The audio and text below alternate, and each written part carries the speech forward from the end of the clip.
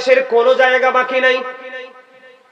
আপনি ভালো কথা যিনি বলবে, ভালো কাজ যিনি করবে, ওনার ডাকে কেউ সাড়া দিবে না। যত অন্যায়, যত অপরাধ, যত ইসলাম বিরোধী কাজ, ওইগুলোর সাথে মানুষের সম্পৃক্ততা। আমি আপনাদেরকে ছোট্ট করে বলি বন্ধু, হাদিস শরীফের মধ্যে এসেছে, বন্ধু আল্লাহর হাবিব জানিয়ে দিয়েছেন, আপনি যদি 10টি টাকা দিয়ে একটি জামা বানান, 10 টাকা দিয়ে একটি জামা বানান, এর মধ্যে 9 টাকা বন্ধু হালাল, আর একটি মাত্র টাকা আপনার হারাম, সুদের হোক, ঘুষের হোক। এই একটি টাকা যদি আপনি 9 টাকার সাথে যুক্ত করে জামা কিনা যদি আপনি নামাজ পড়েন, কিয়ামত পর্যন্ত নামাজ কবুল হবে না।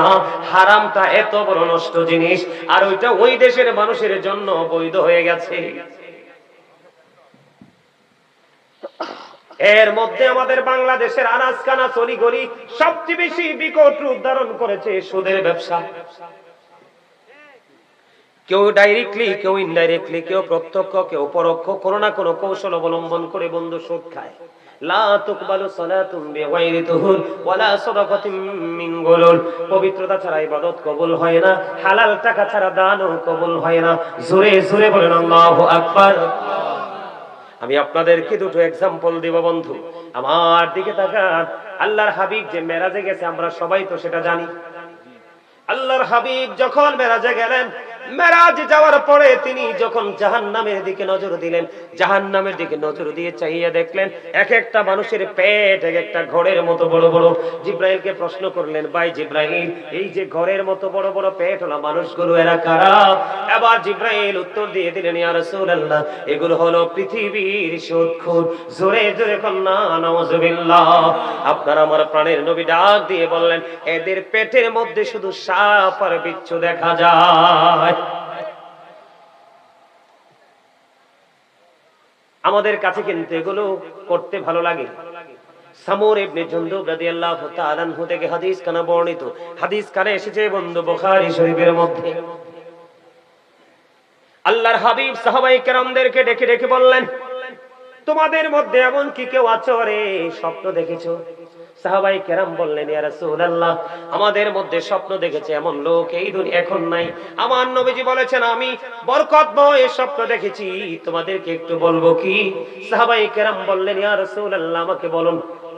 নবীজি অনেক ঘটনা বিস্তারিত ভাবে বললেন। এর মধ্যে একটা ঘটনা আমি আপনাদেরকে বলি। আল্লাহর হাবিব দুজন ফেরেশতার সফর সঙ্গী হয়ে যখন ভ্রমণে বের হলো, তিনি চাইয়া দেখলেন একটা নদী দেখা যায়, রক্তের নদী। এই রক্তের নদীর মধ্যে একটা লোক সাঁতার কেটে কেটে কুলে আসতে চায়, পারে আসতে চায়।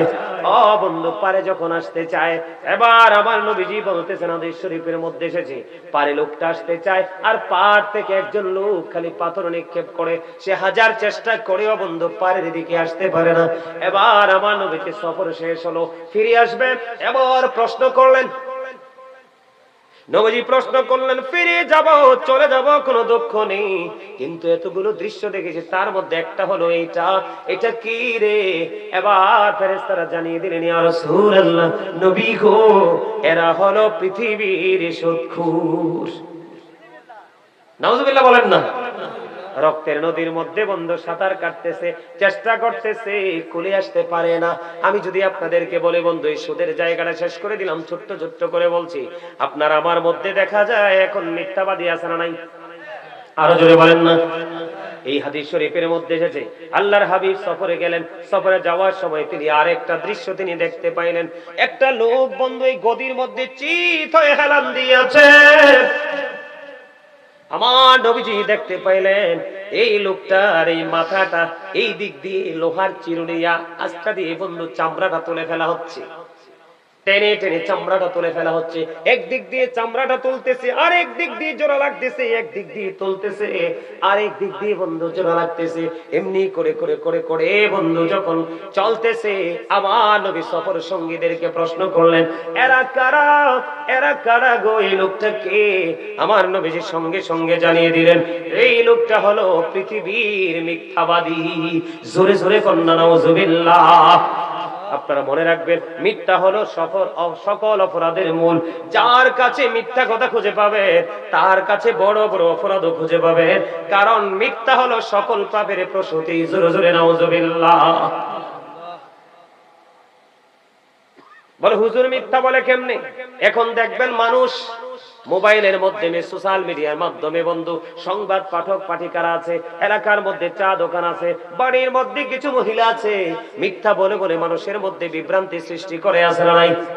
ওই মিথ্যাবাদীর জন্য তো ভয়ঙ্কর সাজা হবে রে। ও বন্ধু, চামড়াটা একদিক দিয়ে তোলা হবে, আরেক দিক দিয়ে জোড়া লাগবে, একদিক দিয়ে তোলা হবে, আরেক দিক দিয়ে জোড়া লাগবে, এমনি করে করে বন্ধু তার সাজাটা কন্টিনিউ চলতে থাকবে। জোরে জোরে বলেন না নাউজুবিল্লাহ।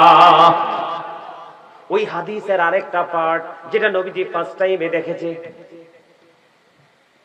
আমার নবীজি যাওয়ার সময় দেখতে পাইলেন একজন লোককে পাথর দিয়ে পাথর মারা হচ্ছে। যখন পাথর মারা হচ্ছে তার মাথাটা ভেঙে চূর্ণ বিচূর্ণ হয়ে যাচ্ছে। ওই যিনি পাথর মারতেছে তিনি পাথরগুলো কুড়াই আনতে যায়, টোকাই আনতে যায়, আনতে আনতে আবার চাইয়া দেখে পুরো মাথাটা আবার জোড়া লেগে যায়, ইনটেক হয়ে যায়। এইভাবে চলতে চলতে চলতে চলতে আমার নবীজি দৃশ্যটা যখন দেখতে পাইলেন, দৃশ্যটা যখন আমার আপনার প্রাণের নবী দেখতে পাইলেন, দৃশ্যটা দেখার পরে এবার ওই ফেরেশতাদেরকে প্রশ্ন করলেন, এরা কারা রে? পাথর মারে রে, মাথাটা ভেঙে যায়, পাথরগুলো আবার করে আনতে আনতে তার মাথাটা পুরো ইনটেক হয়ে যায়। কে রে? কেনই বা তার অবস্থা হচ্ছে? এই সাদা দাদার কেন বহাল রইল?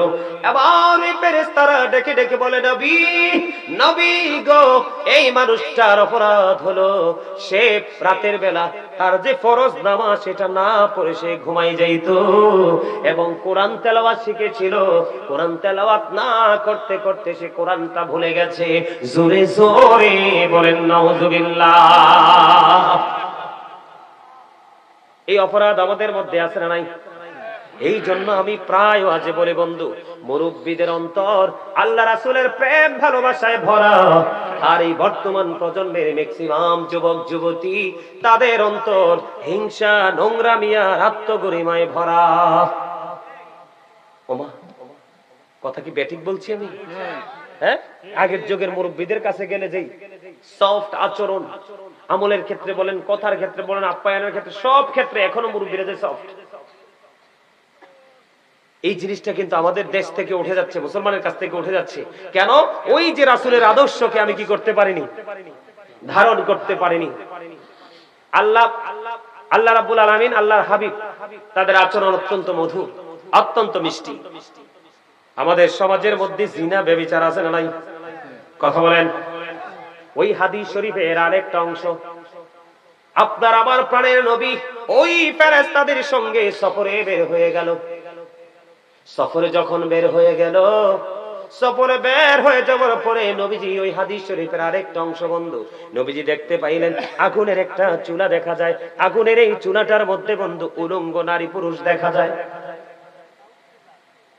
আমার নবীজি বললেন, এই উলঙ্গ নারী পুরুষগুলো এরা কারা রে?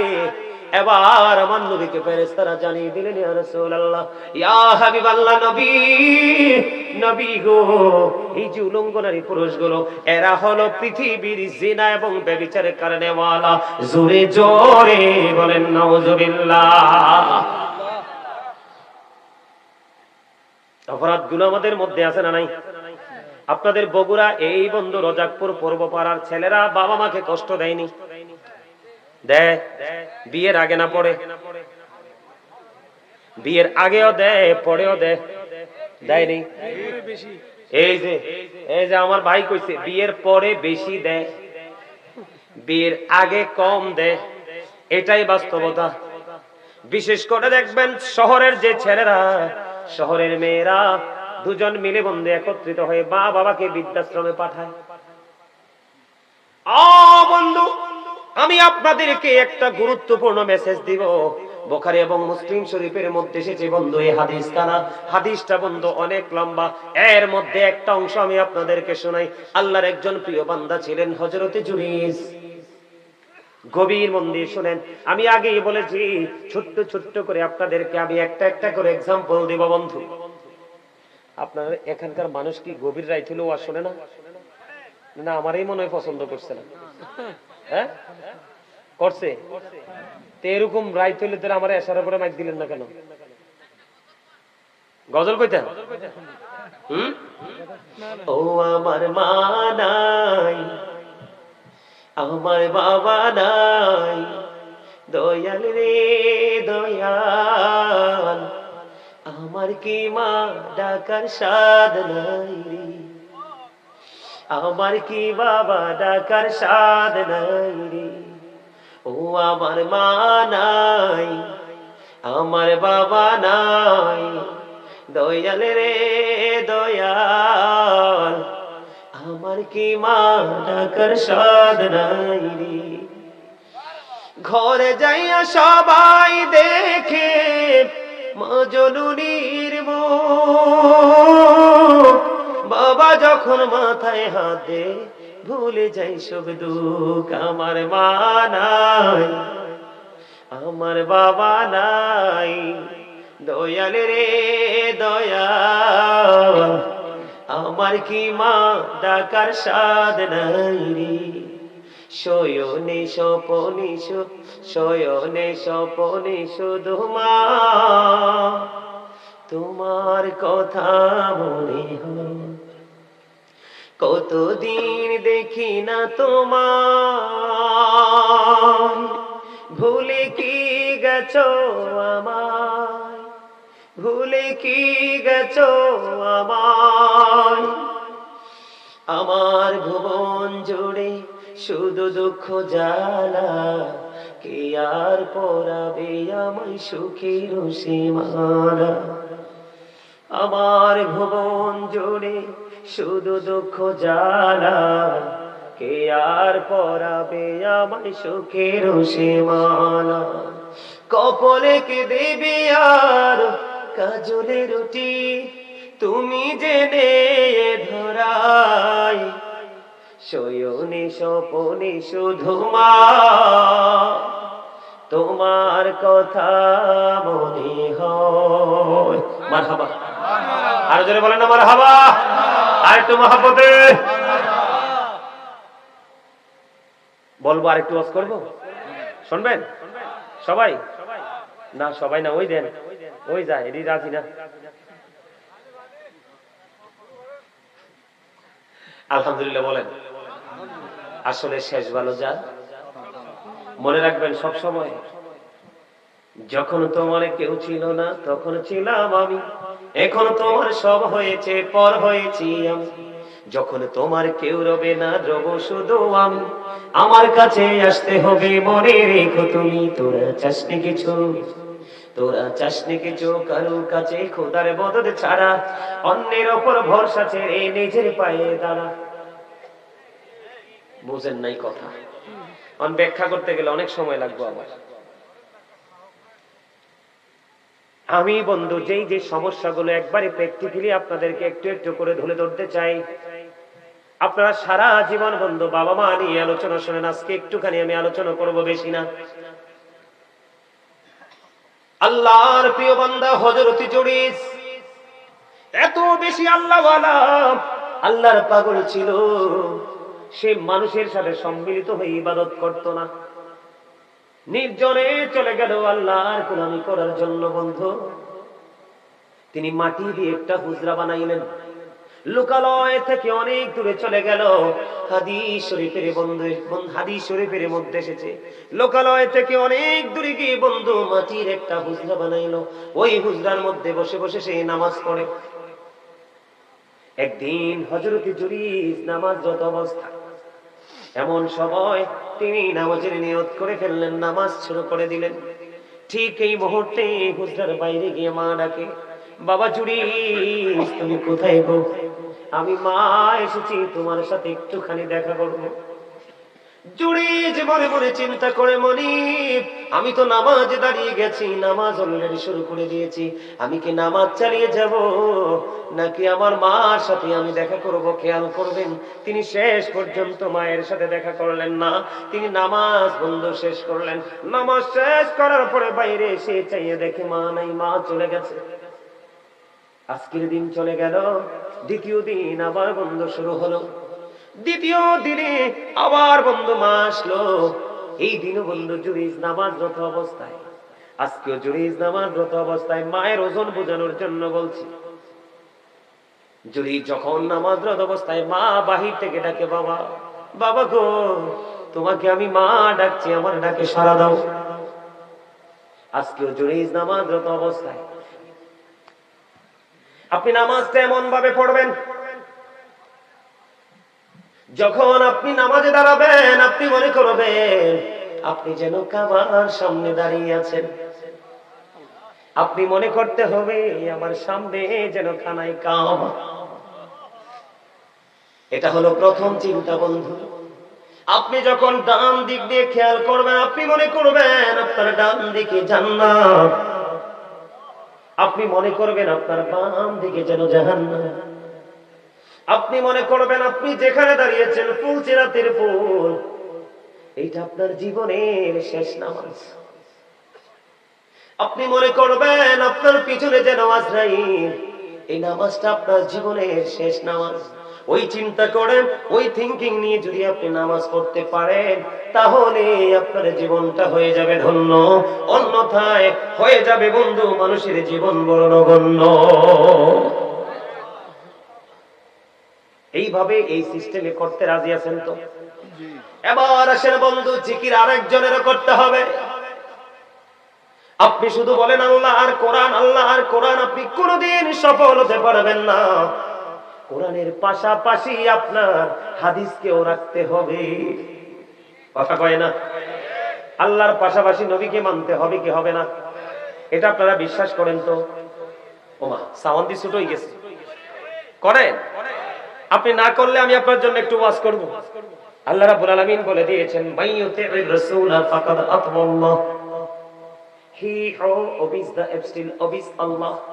যে ব্যক্তি রাসূলের নির্দেশ মানলো সে যেন আল্লাহর নির্দেশ মানলো। যদিও তিনি স্রষ্টা, যদিও তিনি আমাদেরকে সৃষ্টি করেছেন, সবকিছু পেয়েছি আপনার আমার প্রাণের নবীর মাধ্যমে। কথা কয় না কেন? সেটাই তো রিসালাত। আপনি রিসালাতকেও মানতে হবে, তখনই আপনার জীবন সুন্দর হবে। ওই যে আমার দাদা ভাইয়ের আগে যিনি ফার্স্ট টাইম আমি আসার পরে যিনি ডাক্তারনি বলেছিলেন, একটু বক্তব্য দিয়েছিল, উনি বলেছিলেন সামাজিক যে অবক্ষয়, সাম্প্রতিক যে অবক্ষয়, মানুষের মানসিক যে অবক্ষয়, এটা কেন হলো? বন্ধু, আমাদের জন্য শিক্ষা, আমাদের জন্য নিদর্শন, আমাদের জন্য মডেল আল্লাহ রাব্বুল আলামিন আল্লাহর প্রিয় হাবিবকে পাঠিয়ে দিয়েছে। আপনি আপনার প্রিয় নবীর জীবন আদর্শ লালন করেন, আপনি দেখবেন আপনার জীবনের কোনো দিকে কোনো ঘাটতি থাকবে না। কথা কয় না কেন? আমরা ইমাম হয়েছি আরেকজন ইমামকে ফলো করে, আমরা কোরআন হাদিস বুঝেছি আরেকজন থেকে। কথা বলেন না কেন? আপনি ডাক্তার বালাই, ইঞ্জিনিয়ার লাগবে বাড়ি বানাইতে, ট্রিটমেন্টের জন্য লাগবে ডাক্তার, টিচিং এর লাগবে, টিচিং এর জন্য লাগবে টিচার। আল্লাহ এক একটা সেক্টরের জন্য এক একটা পার্সনকে কিন্তু কি করে দিয়েছে? অ্যাক্টিভ করে দিয়েছে। ঠিক কিনা বলেন? ঠিক আপনার দুনিয়ার জীবন, পরকালের জীবনকে নিয়ামতে পরিপূর্ণ করার জন্য আল্লাহ রাব্বুল আলামিন আল্লাহর প্রিয় হাবিবুল্লাহকে পাঠিয়েছে, যিনি নবীদের নবী বন্ধু। জুমার দিনে কেউ যদি রাসূলকে ভালোবেসে মাত্র 80 বার যদি দরুদ পড়তে পারে, আল্লাহর হাবিব জানিয়ে দিয়েছেন আল্লাহ রাব্বুল আলামিন তার 80 বছরের সগীরা গুনাহ মাফ করে দেয়। দাইলামি শরীফের মধ্যে এসেছে বন্ধু হাদিস কানা, হযরতে আনাস রাদিয়াল্লাহু তাআলা আনহু থেকে হাদিস কানা বর্ণিত। আপনার আমার প্রাণের নবী তিনি জানিয়ে দিয়েছেন, কেউ যদি প্রতিদিন রাসূলকে মহব্বত করে ভালোবেসে 1000 বার যদি দরুদ পড়তে পারে, জান্নাত না দেখা পর্যন্ত তার মরণ হবে না। জোরে জোরে কন্যা সুবহানাল্লাহ। তাহলে এই জায়গাটাও আমাদেরকে একটু খেয়াল রাখতে হবে বন্ধু। আপনি কোরআন তেলাওয়াত করতে হবে, নামাজ পড়তে হবে, নবীর প্রেমের দুরূদ পড়তে হবে, সামাজিক বন্ধনে আবদ্ধ হতে হবে, সামাজিক যে সম্প্রীতি আপনার আমার মধ্যে সেটাকে জাগিয়ে তুলতে হবে। এখন আমরা যে মুসলমান, বন্ধু আমরা নামের মুসলমান, মুসলমানের মুসলমানিত্ব মুসলমানের কাছে নাই। আমার কথাগুলো আপনাদের কাছে একটু খারাপ লাগতে পারে। এখন আমি এই কথাগুলো কেন বললাম? এই কথাগুলো বলার কারণ আছে বন্ধু। যেখানে যাবেন, মসজিদে যাবেন, আগে কোনো মুসল্লি নাই আছে, জামাতের আগ দিয়ে দেখবেন মুসল্লি, আবার দেখবেন জামাত শেষ করার পরে দেখবেন মুসল্লি নাই। অথচ যিনি আল্লাহর প্রিয় হাবিব, যিনি আমাদের পথ দেখিয়েছেন, আল্লাহ রাব্বুল আলামিন যাকে আমাদের মুক্তির দূত হিসাবে পাঠিয়েছেন, ওনার জীবনের বন্ধু বিশেষ করে নামাজের দিকে তাকাইলে দেখা যায় উনি যখন নামাজে দাঁড়াইতো পা মোবারক ফুলে নখ মোবারক বের হয়ে আসতো, এরপরেও নামাজ শেষ হইতো না। বন্ধুরে আমার, আমি আপনাদেরকে এখান থেকে একটুখানি জিকির থেকে বের হয়ে গেলাম, আমি আপনাদেরকে এখান থেকে একটা জায়গায় নিয়ে যাব, অত্যন্ত গুরুত্বপূর্ণ জায়গা। আমি আজকে আলোচনার শিরোনাম দিয়েছি ইয়া আইয়ুহাল্লাযীনা আমানু কু আনফুসাকুম ওয়া আহলিকুম নার। আল্লাহ রাব্বুল আলামিন বলে দিয়েছেন, O believers, save yourself and your family from the fire. আল্লাহ রাব্বুল আলামিন মুমিনকে ডেকে বলেছেন, তুমি জাহান্নাম থেকে বাঁচো এবং তোমার পরিবারকেও জাহান্নাম থেকে বাঁচাও। আপনি বাঁচবেন এবং বাঁচাবেন, এই জন্য নিজেকে বাঁচতে হবে এবং আপনার ফ্যামিলি পরিবারকে বন্ধু বাঁচাতে হবে। আমার দিকে তাকান, আমরা সবাই কিন্তু এখানে সম্মিলিতভাবে যারা আছি সবাই মানুষ। আমরা সবাই কি মানুষ? মানুষকে যদি আমি আরবিতে বলি আল্লাহর কোরআনের ভাষায়, এটাকে আল্লাহ কখনো কখনো বলেছেন ইয়া আইয়ুহান নাস, আবার কখনো কখনো বলেছেন ইয়া আইয়ুহাল ইনসান। আমি যদি ইংলিশে বলি আল্লাহ বলেছেন আল্লাহর ভাষায়, আমি যদি আমাদের ভাষায় বলি বন্ধু, কখনো বলেছেন ম্যান অথবা কখনো পারসন। কেন আসলাম এই জায়গায়? মানুষ মনে করে তার দেহ সুস্থ থাকলে সুস্থ, না না, তার দেহ সুস্থ থাকলে সুস্থ নয় রে বন্ধু, আসলে তার আত্মাটাকে সুস্থ রাখতে হবে। তার প্রমাণ আমি আপনাদেরকে বলি, এই যে আমাদের দেহটা, এই দেহটার একটুখানি বন্ধু দামও আমাদের নাই যদি আমাদের ভিতরের মানুষটা না থাকে। ভিতরে একটা মানুষ আছে অচেনা, কেমন করে আসছে সেটাও জানি না, আবার কেমন করে চলে যাবে বন্ধু সেটাও জানি না, কোন দিন আসবে সেটাও জানতাম না, কোন দিন চলে যাবে আমরা সেটাও বুঝতাম না। বন্ধু, সেটাকে আল্লাহর কোরআনের ভাষায় বলা হয় রূহ, ইংলিশে এটাকে বলা হয় সোল, বাংলাতে এটাকে বলা হয় আত্মা। আল্লাহর কোরআনের ভাষা আল্লাহ বলেছেন ক্বালির রূহু মিন আমরি রাব্বি। আল্লাহ বলেছেন say the soul is the order of my lord. আল্লাহ রাব্বুল আলামিন জানিয়ে দিয়েছে আত্মাটা হলো জাস্ট আল্লাহর ওয়ার্ডার, আল্লাহর নির্দেশ। আত্মার কোনো ক্ষয় নেই, আত্মার কোনো বিনাশ নেই, আত্মার কোনো মরণ নেই, এটা শুধু স্থান পরিবর্তন করে, প্লেস চেঞ্জ করে। এই যে পৃথিবীর মানুষগুলো, শুধু আপনাদের এখানে নয়, আগে আমরা ছোট যখন ছিলাম, যখন আমরা ওয়াজের মাঠে যাইতাম, উপচে পড়া বীর থাকতো মানুষের মধ্যে। এখন দেখবেন সেই মানসিকতা নাই। এই মানসিকতা না থাকার কারণ হলো এই মোবাইল। এটা কি আমার সাথে আপনারা একমত কিনা? এই মোবাইল, এটাকে সবাই যদিও বলে বন্ধু মোবাইল, আমি এটাকে বলে বিষাক্ত সাপ। বন্ধু, দুনিয়ার সাপে কামড় দিলে বিষ নামানো যায়, কিন্তু এই সাপের ছোবল দিলে বিষ নামানো যায় না, মানুষের জীবন পুরো ধ্বংস হয়ে যায়। কথা বলেন না কেন? আজকে বন্ধু, এই মোবাইলের কারণে মানুষের চরিত্র শেষ, মানুষের ঈমান শেষ, মানুষের আমল শেষ, মানুষের দৃষ্টি শেষ। আমি আস্তে আস্তে করে আপনাদের কাছে আসবো এই জায়গায়, একটুখানি বন্ধু মনটা দিয়ে শুনবেন। বেশি লম্বা সময় আলোচনা করব না আপনাদেরকে বিরক্ত করে, যতক্ষণ আপনারা শুনবেন ততক্ষণই বন্ধু শোনাবো। এই যে আমি বললাম দুটো জিনিস, একটা হলো দেহ আর একটা হলো দেহের ভিতর আত্মা। আপনার আমার মধ্যে যেদিন দেহের মধ্যে আত্মা ছিল না, সেদিন আপনি আমিও ছিলাম না।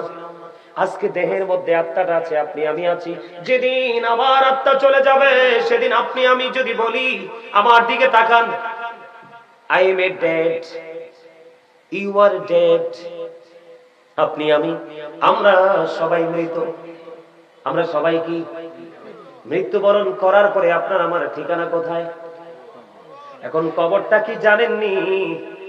বন্ধু, যদি এই দুনিয়ার মানুষ কবর কি জিনিস জানতো, হাসর কেমন জানতো রে, ওই ফিউচার কেমন যদি জানতো, এই পৃথিবীর মানুষ লটারির মাধ্যমে হলেও আগে আসতো।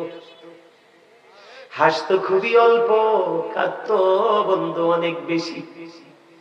এই পৃথিবীর মানুষ নির্বোধ হয়ে গেছে, একদিকে মোবাইল, আরেকদিকে হলো পৃথিবী।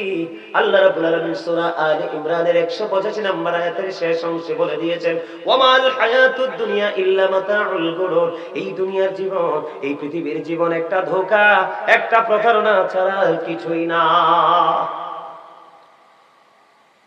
আপনার আমার ঠিকানা হবে কবর। আপনি কোরআন শরীফ আমার চোখের সামনে বন্ধু, এই যে আল্লাহর প্রিয় কোরআন, লৌহে মাহফুজের কোরআন, এই কোরআন শরীফের 30 পারা সূরা ইনফিতরের মধ্যে আল্লাহ রাব্বুল আলামিন জানিয়ে দিয়েছেন, ওয়া ইদাল কুবুর বুসিরাত আলিমাত নাফসুম মা কদ্দামাত ওয়া আখরাত। জোরে জোরে বলেন আল্লাহু আকবার, আরো জোরে বলেন আল্লাহু আকবার।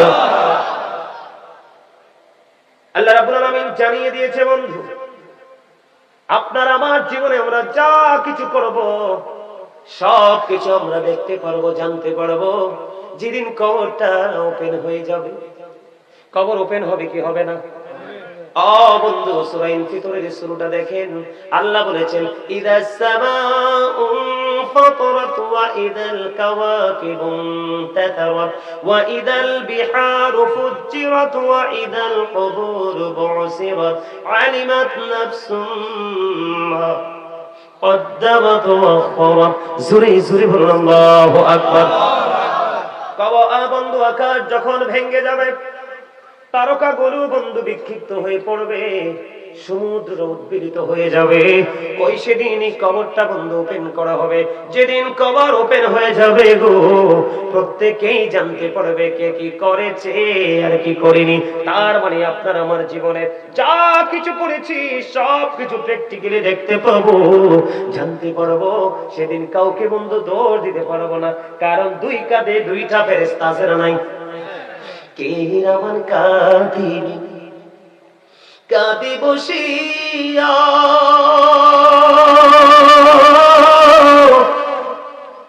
সকল কর্ম লিখিতেছি হুকুমনিয়া, আল্লাহর হুকুমনিয়া।